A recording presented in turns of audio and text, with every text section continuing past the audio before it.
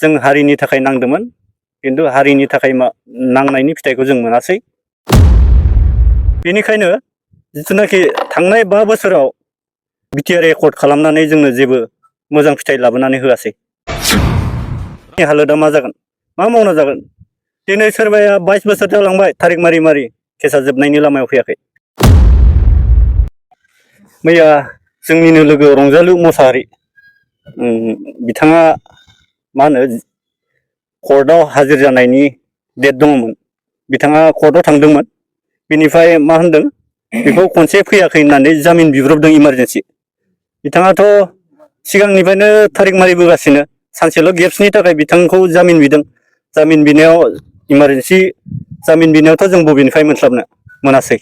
बिनिफ्राय मुस्लिम जिथुनाखि जामिनदार बिदों 3 रेजेक्ट जादों। दा रेजेक्ट जानायाव बे रंजालु बिथांखौ मेजिस्ट्रेटआ जेलाव सोना दोननाय जाबाय। दा जों बेखौसो बुंनो सानदों जोंनि राङापारा हालामनि आन्दाराव दासिमबो 12 जन केस थारिख मारिनांगासिनो। जुदि गासिबो बिदि जुदि मोनफ्रोमबो थारिख सानफ्रामबो मारिबाय थानांगौबा बिथांमोननि हालोदा मा जागोन, मा मावना जागोन? दिनै सोरबाया 22 बोसोर जालांबाय थारिख मारि मारि केसा जोबनायनि लामायाव फैयाखै। दिनै जोंनि एकर्डनि बिलुआ मा थागोन? जेबो गैया। बेनिखायनो जिथुनाखि थांनाय 5 बोसोराव बिटिआर एकर्ड खालामनानै जोंनो जेबो मोजां फिथाइ लाबोनानै होआसै। गोबां मानसियानो थारिख मारिनांगासिनो। बिथाङाबो बिसना सारिआलियाव दासिमबो न'निफ्राय हान्थिनानै थारिख मारिनांगासिनो। बिथाङाबो वारेन्ट फैनानै थाखुमानो गोनां जादों साननैसो। आरो दिनै रंजालु मोसाहारि बिथाङाबो मोननै केस मारिनांदों।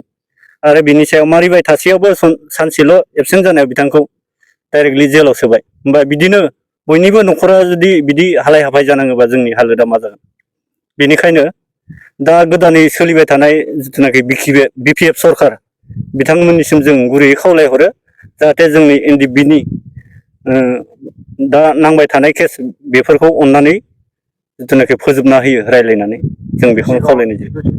5 बोसोराव इउपिपिएल सरकारा सालायबाय थादों। बे समाव इउपिपिएलआ जेबो खामानि मावासै नामा? दा जोंनि नुनायावथ' गैया। मानोना सनितपुर डिस्ट्रिक्टआव जेसेबां केस नांना थानाय एनडिएफबिफोर बिथांमोननि सासेनिबो दानि केस जोबनाय मोनाखै जों।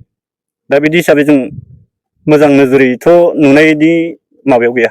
फेलार जादों नामा? फेलार मोनसेबो साक्सेस होननानै जों बुंनो थाङाखै। जिथु बिथांमोना बुंबाय थादोंमोन जे गबिन्द बिथाङाबो बुंदोंमोन आरो फेरेंगा बिथाङाबो बुंदोंमोन 90% जाफुंजोब्बाय बा मावफुंजोब्बाय। खुगाजों बुंनानै मा जानो, खामानिखौ मावनानै देखायनांगोन।